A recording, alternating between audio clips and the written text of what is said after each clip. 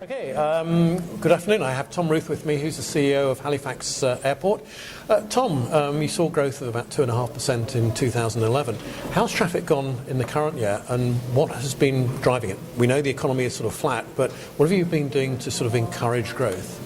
Well, traffic is up again this year. We had a record year last year. One of the things driving growth in our region is we have this $25 billion shipbuilding contract that's going to be actually starting this year, and we're starting to see some excitement from that. That will be going on for the next 10 years, and that's driving some of our business, as well as our trans-border flights into the United States and our international flights going to London and seasonally to Iceland and Germany. And in terms of, as you mentioned, you have international traffic from Germany, international traffic from the UK. Obviously, the market next door is important for traffic as well. Yeah. Where else do you see, from a tourism point of view, an opportunity for Nova Scotia and Halifax to benefit? Is it going to be charter flights or semi-charter flights, or do you think almost year-round or partial year-round scheduled service? Well, we've seen the shoulder seasons grow quite a bit, which we're very encouraged. Tourism seems to be up. The tourism arm has been privatized this year by the government, so we've got a lot more effort put into tourism. We have an absolutely beautiful place on earth. Just the coastline is spectacular, lots of history. So that's been growing for us. You combine that with the business growth with the shipbuilding contract, and then the many students that actually from around the world go to the 11 universities in Halifax. That's a big plus. It helps our international growth. And in terms, if we were to look at, people talk about forecasting, and I'm the question I always ask, how confident are you about your forecast? Because I think people call it nowcasting now. What you're saying here is that you have some fundamental drivers. What would you see as a reasonable rate of growth for the next few years on an annual basis for your airport? Well, I think we're going to grow quite a bit on both cargo and passenger. Now, as you know, North America is a little more mature market, so we're projecting maybe 3% growth rate, but cargo is going to grow much more than that.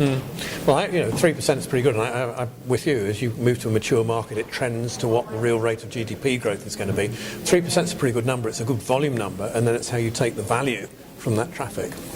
Absolutely. And in terms of the development of the airport, you've been through an investment program.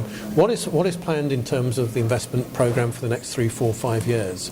Is there much to do, or is it in pretty good shape? Well, we're actually quite excited. We're the most visited place in Atlantic Canada, the 4 provinces in Atlantic Canada.